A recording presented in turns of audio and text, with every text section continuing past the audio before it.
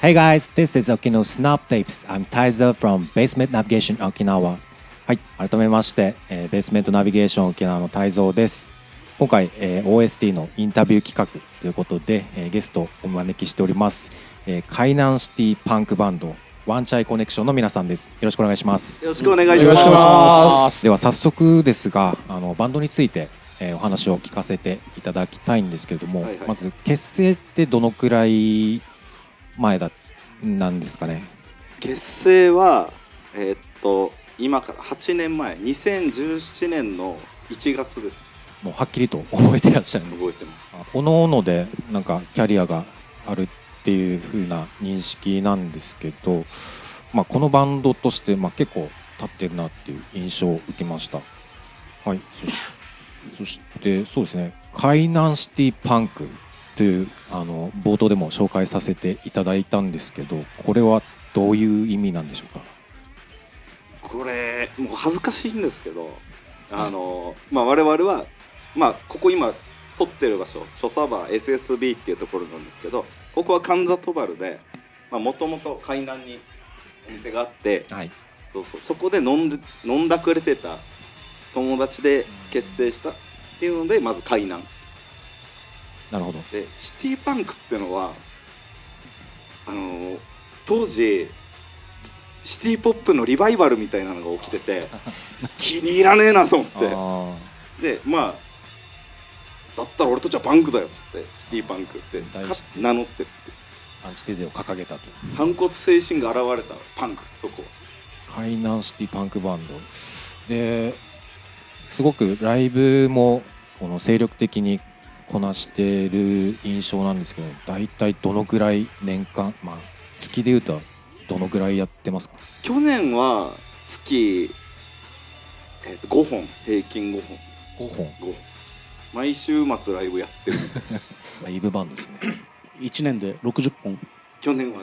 はやらせていただきました。ちなみにそのうちツアーとかも内地の方でやったりとかしたのはどのくらい、東京と大阪。そんぐらいだよね。そうね。ほぼもう沖縄で50本くらいやってる。すごい地元に根ざしたバンドですね。はい、ありがとうございます。続きましてアンケートを取っておりまして、好きなバンドやアーティストを教えてくださいということで、事前にワンチャイの方に質問を投げててお答えしていただいております。ゴヤ君がレディオヘッド、ミッシェルガン・エレファントで、あと今まで出会った生かした人たちっていうことなんですけど、ずるいよね。ずるい書き方してますよね。いやなんか俺実はあんまりバンド聞いてなくて、はい、でヒップホップとかそういうのがすごい俺は好きなんだけど、でその中でやっぱバンドっていうことになると自分に例えば影響を与えたもの、バンドやる上でね、それが多分ミッシェルとレディオヘッドとこの多分沖縄県内と県外の人たちっていうか、近くにいるやつらがすごい多分めっちゃ影響を受けてるから、いつもだからなんか好きっていうか影響を受けたものが多分このバンドでは3本かもしれない、俺は。そうですよね。なんか前にお話しした時とかもこの音楽のルーツではないですけど、そういうお話をする機会があった時にバンドあんま聞いてなかったってやっぱそういう風に言ってて、一応今回好きなバンドなんですかって聞いたから多分こういうラインナップなのかなとは思ったんですけど、これはこの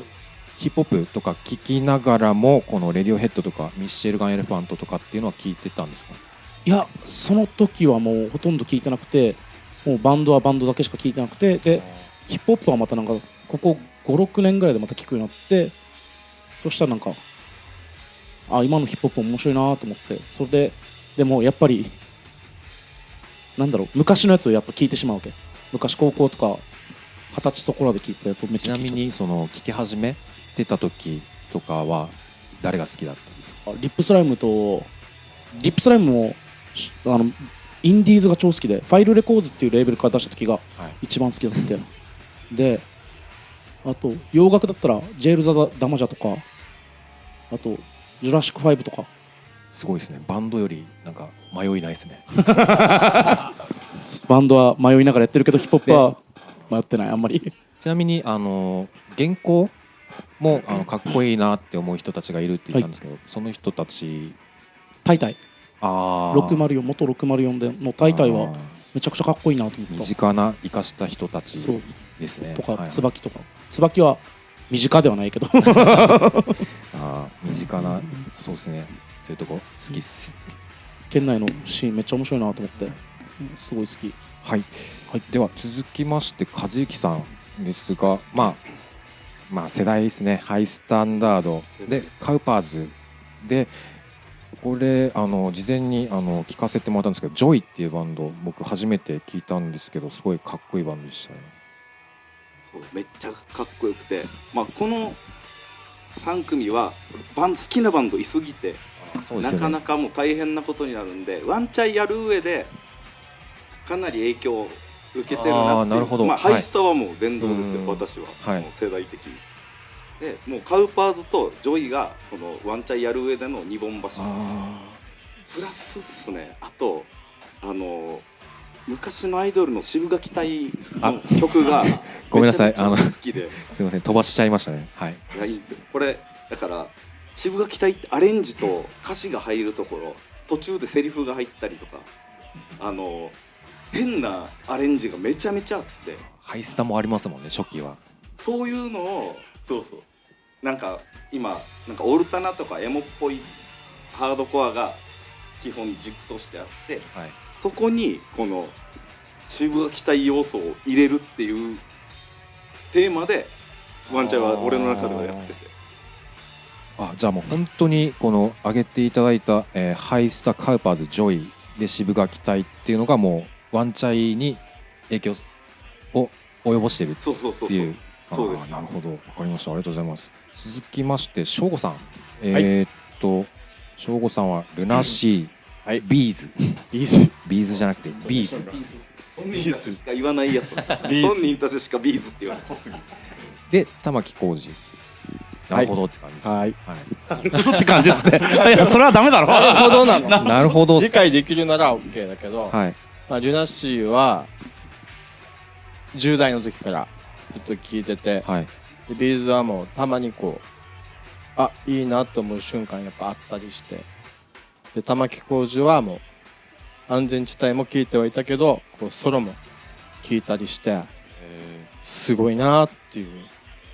のを感じていますね。はい、バラバラといえばなんかバラバラだなと思ったんですけど、そうですね、ただなんかすごく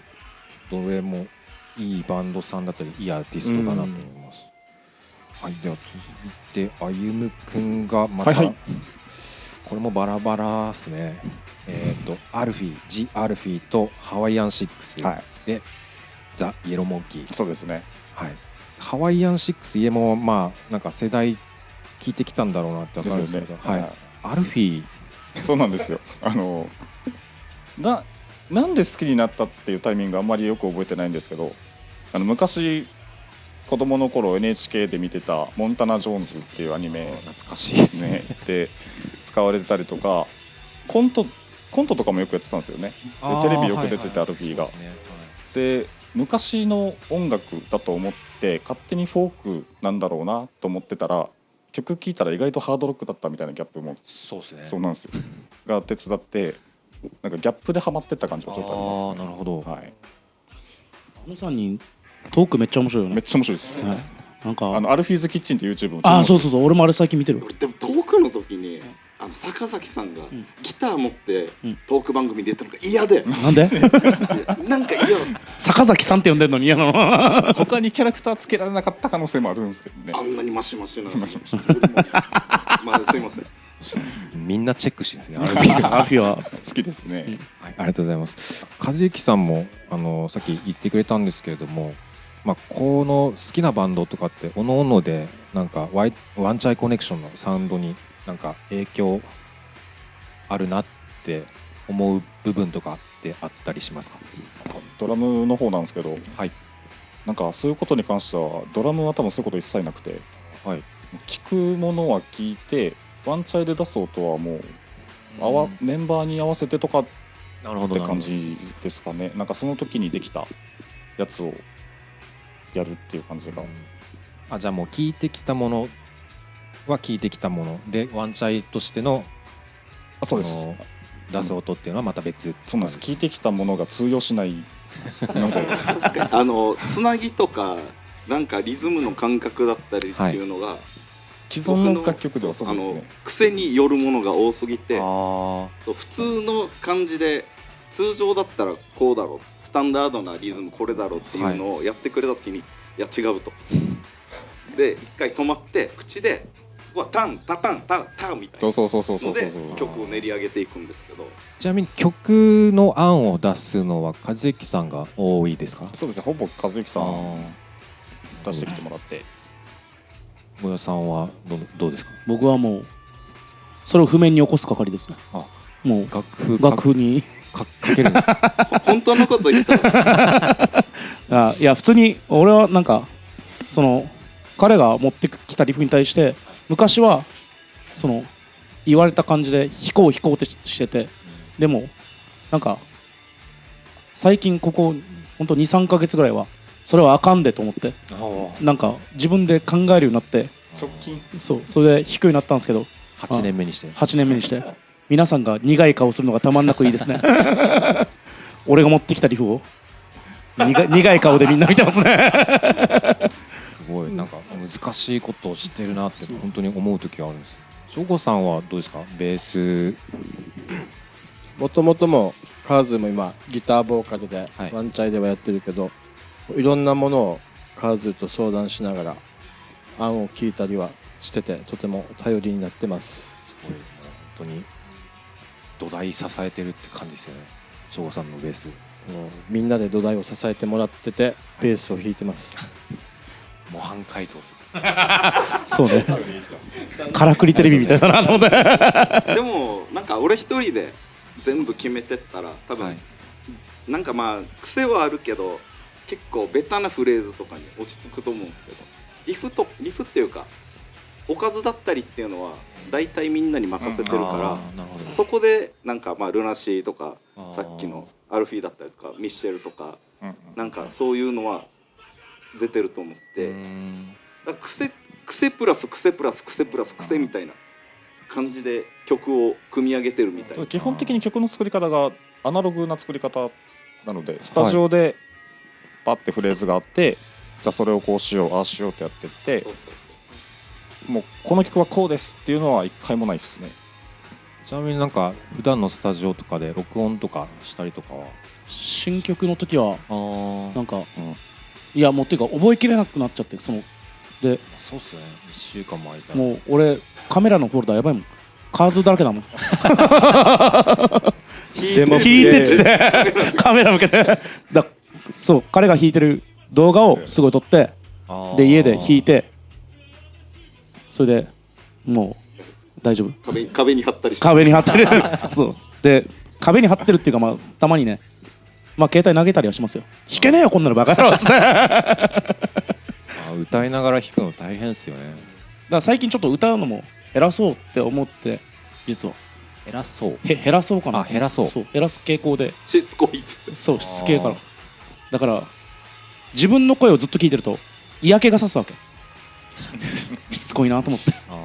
だからみんなに歌ってもらおうというか、俺以外に歌ってもらった方が全然いいですよ。カズさんもたまに歌いますよね。半々ぐらい、半々。半々ぐらいか73ぐらいあ64ぐらい言い過ぎだと64ぐらいいや73 64ぐらいだよだから最近はみんな歌ってくれてすごく、コーラスも。そうコーラスもあるから、すごいですね。 2人にコーラスやってもらう曲とかも作り出してそうですね。今まではほとんどなかったので。そうすっげえいいな。だからそれに対してそれを見てるとやっぱいいっすねいいなって続いての質問に移りたいと思います。ワンチャイコネクションさん、ライライシェシェというイベントを主催されていますが、このイベントを沖縄のミュージシャンのためにやっているっていうふうに思うんですけど、でそれに対して批判する声とかもなんか見受けられるなっていう印象なんですけども、それでも続けられるモチベーションっていうのはどういったものなんでしょうか？まず第一には自分たちがやってて楽しいからっていうのはなるほど。続けられることで楽しい。一番最初にやった時に、まあ、最初は正直お客さんそんな入らなくて、はい。だけど終わった時になんか楽しすぎて来てた人たちとか出たバンドもはいこれもう楽しすぎるみたいないっぱい言ってくれて、あこれなんか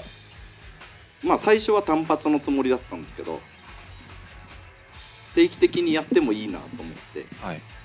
そうだからまあ続けてるっていうのはまず第一にあって、あとはなんかバンドのためとかっていうのはもう後からついてきたっていう感じで、なんかやってるうちになんか出たいとかなんかそういうこと言ってもらえたりとか、あとなんだろうな普段来ない人が例えばジャンルいっぱいまあバンドのジャンルいっぱいあるけどなんかハードコアには来るけどなんかオルタナには来ないとか、まあ逆もしっかり、はいギターポップとかには来るけどパンクとかハードコア来ないみたいな人たちが結構来た時にこんなバンドいるんだとか、名前は知ってたけどめちゃめちゃかっこいいっつって、はいなんかその他のイベントに行ったりするようになったりっていうのをちょっと見てて、あこれ続けれるな、もっと出てほしいバンドいっぱいいるな、もっとみんなに見てほしいバンドいっぱいいるなっていうのが、だからなんかねやっぱ無料でやってるからなんかその他のイベントに対して足引っ張ってるみたいな印象はどうしてもつきがちかもしれないんだけど、はいまあでも結果長い目で見たらプラスなんじゃないかな。ライブハウスに人が来てほしいっていう理由もありましたもんね。そうだからなんか何言われてももう正直別にあんまり真には何も響かないっていうか、まあイラッとはしますよ、はい、イラッとはするけどまあでも別にそれでやめる必要もねえなっていうか、だったらやってみぐらい、はい、なんかそんぐらいなんか来た人とかみんなに結構楽しかったって言ってもらえるイベント作ってみろよっていう、本当そうですね、感じですかね。だから何言われても別にまあ腹は立つけどやめようってはやっぱ思わないかな。なんかでもイライラしてるからだいたい日曜日の朝ぐらいにここで土曜日の夜に飲み始めて、はい、日曜日の朝になって家帰って布団に横になってる時にだんだんイライラしてきて書いたりはしますけどたまに見かけます、ね、だけど心の底からは別に怒ってなくて、なんかそう言ってまあ誰が言ってるとかは正直分かんなくて、はい、だけどまあ言ってる人がもしバンドやっててその人がめっちゃかっこいいバンドやってたらやっぱ出てほしいと思う、最初はこの自分たちがこういうイベントやりたいっていうところから始まった、この入場料無料っていうのも最初からそういう。最初はもともとアウトプットの周年でイベントやってくれって言われて、はいはい、で好きなバンドどついたるねんっていうバンドが好きで対バン何度かしてて、で呼ぼうっつってでどついたるねん来てくれてイベントやったんだけど集客がうまくいかなくて、でどついたるねんもめちゃめちゃいいライブしてくれたんだけど、はい、もうどつにも悪いなとかお客さんにも悪いなっていうので 100% 楽しめなくて、これよくねえよなって、このままイベントやっててもよくないよなっていうのを抱えてる時によくライブ来てくれるイエピーっていう友達がいて、はい、でイエピーとなんかイエピーもそのドッツのイベント来てくれてたから、なんか次やるんだったらもっとお客さん来てくれるように500円とかもう1000円ぐらいでイベントやろうかなと思ってるって言ったら、イエピーがいや自分はなんか投げ銭のライブよく行くよみたいな、そっか投げ銭かと思って、でまずもう最初は投げ銭だったらなんかタダだったら人いっぱい来やすいんじゃないみたいな、それでなんか始めた。で昼っていうのはこれ昼のイベントなんですけど、来世は昼のイベントで、昼にしたのは桜坂アサイラムっていうイベントがあって、はい、アサイラムの派生イベントでスモークっていうバーでアサイラムの朝が朝昼晩の朝、はい、早朝からやってるやつですよねがあって、早朝からもう音楽好きな人とかバンドの人が集まって朝9時ぐらいに全員死にそうな顔してたむろしてるのがもうとてつもなく楽しくて、あこれちょっと俺もやりたいと思ってでそれを2つを掛け合わせて昼に投げ銭で無料でやるっていうことになったっていう。なるほど。でかくなりましたね。本当っすね。調子に乗ってしまったそうね。いやでもなんか調子に乗ってしまった。もう個人的な話ですけど、僕がライブハウスに足を運ぶようになった時ってもう本当になんかいろんなバンドがこの混じり合って一つのイベントをやるっていうイベントが結構たくさんっていうかもうそれがスタンダードだったっていう印象なんですけど、まあなんかその時のことも思い出しますし、やっぱりなんか今ってこの多様化が進んでる分なんかこう好きなところにはみんな行くけどっていうのもあるけど、それ以外のまあバンドのライブとかってあんま行かなくなりがちになってるなっていうのもやっぱ思うんですよ。でやっぱこういう場を設けてくれるバンドが現れたっていうのはすごくありがたいなって思うし励みになるなって本当に思います。これからも続けてほしいと思います。頑張ってください。ありがとうごあざいます。りがとうございます。先ほどもなんか言っていただいたんですけど、まあそういう批判する人たちに対してまあ意思表明じゃないですけど、俺たちはこうだぜっていうのを改めて聞けたらなって思うんですけど、やりたいからやる、それだけだ。まあそんなんでもいいですけど。やりたいからやる、それだけだ。そのままやないか。オウムか学校の先生みたいなツッコミしたオウムか。やりたいからやる、でもそれだけだ。本当にライブハウスにお金払って来れるっていうだけで奇跡なんで、まずそのスタートラインにすら立てない人もいろんな事情があっているから、なんかたまたま俺たちは行けるライブハウスに好きな時に行けるっていう特権を持ってるから、なんかそれでお金持ってないとかっていう理由でその最高のこの沖縄のバンドシーン最高だと思うんで、これに触れられない人がいるっていうのは俺はすごく残念なので、文句言われたぐらいじゃちょっとやめないんでもうどんどん行っていいんで遊びに来てください。で見て、やっぱつまんねえなって思うんだったらもうそれでいいんで一回来てください。それだけだ。話そうね、話したい。なんかいやじゃなくてつまんねえなって言ってるやつとお話ししてみたいですね。でなんかどういうとこが楽しくないか聞きたいですね、俺は。とにかくなるほど。でどこがダメなのかっていうのを聞いて、なんかなんだろう、なるほどねってなりたい。でこういうボイスもありますよと、赤裸々ボイス聞きましたよっつってほいで共有して、でまああとはみんなでそいつの文句言えばいいんじゃないですかそれはいいの。それだけじゃないですか。今のがこのバンドの本質いやそうそう、我々はお酒をよく飲むのでね、こういうことばっかりやってますよなるほど。表向きとかそういうことじゃなく、まあ、もうそれもリアルですよね。そう確かに。隠せないですからね、にじみ出てくるから俺たちはにじみ出る少年の悪さがいやそこも含めて好きです。ありがとう。はい、ありがとうございます。では最後の質問です。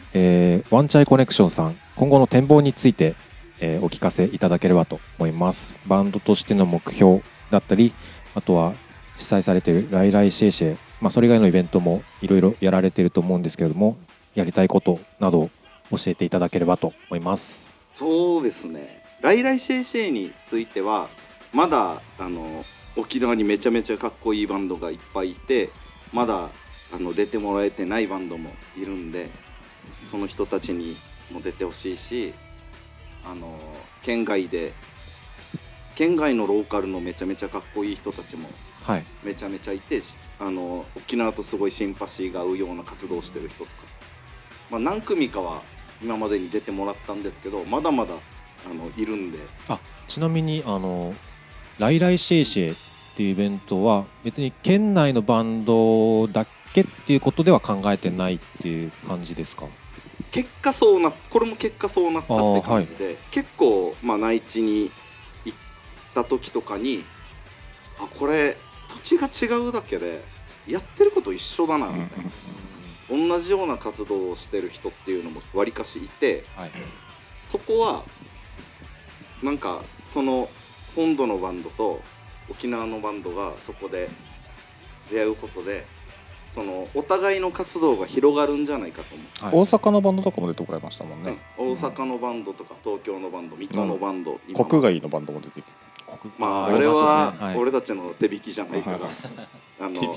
手引きっていうかこれは紹介してくれた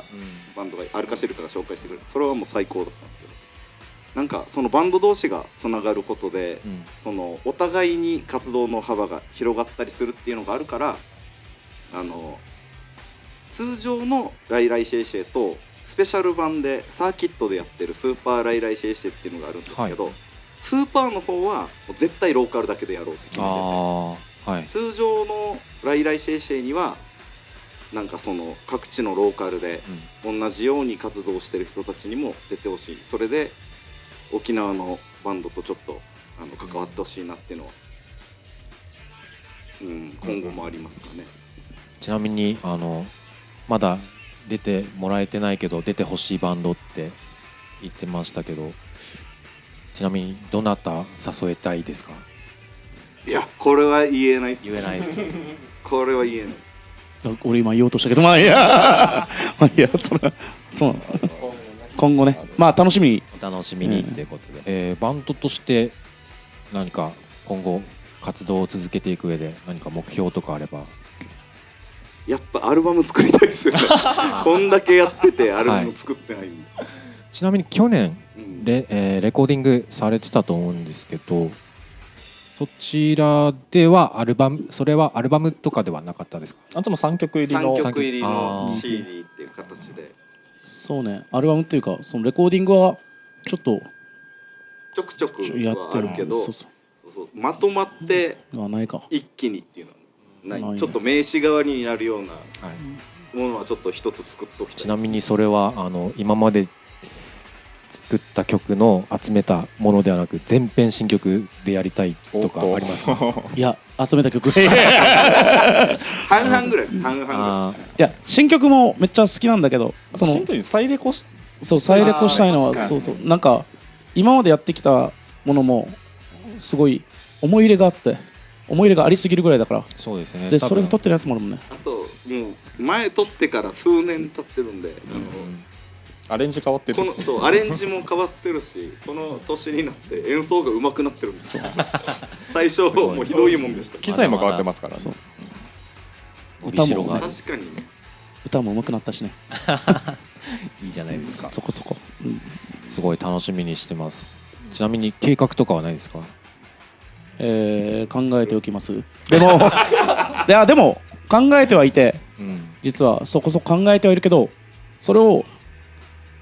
今日みんなに話しましたであとは俺もそうなんだと思ってタイミングでやる時にやろうかなって思ってて、なんかやっぱり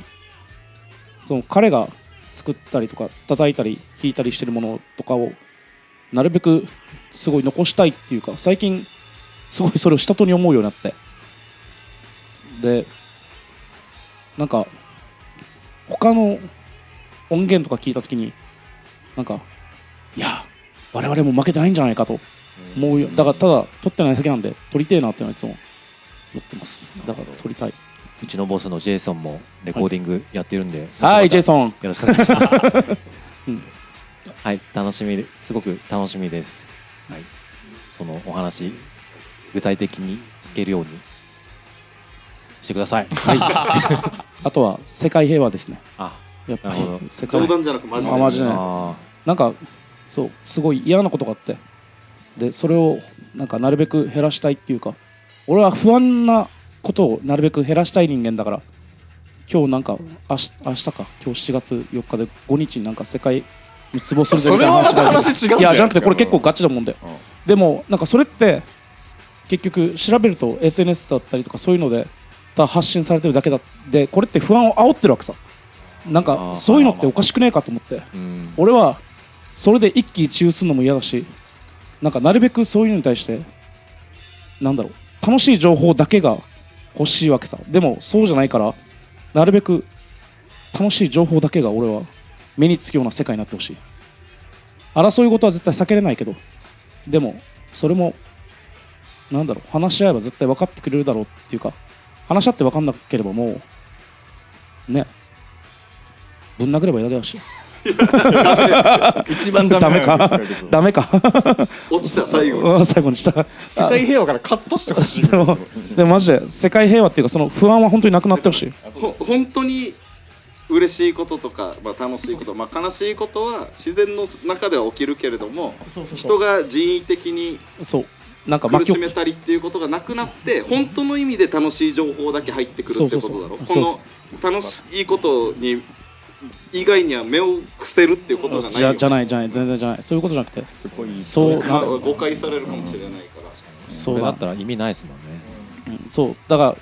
なんか悪いやつを見ないふりするんじゃなくて、見ないやつも見て、なんか戦うっていうか解決策を探すっていうのが重要だから、いつも。はい。だから展望は世界平和。世界平和っていうか、いい世界笑ってるけどマジで。マジで本当にそれは願ってる、いつも。共に頑張りましょう。はい、頑張りましょう頑張りましょう。はい、本日はワンチャイコネクションの皆さんありがとうございました。ありがとうございました。ありがとうございました。すいません、グダグダになっちゃった。ありがとう。Guys who are watching Okinawa Snow, please see you next time. Bye bye.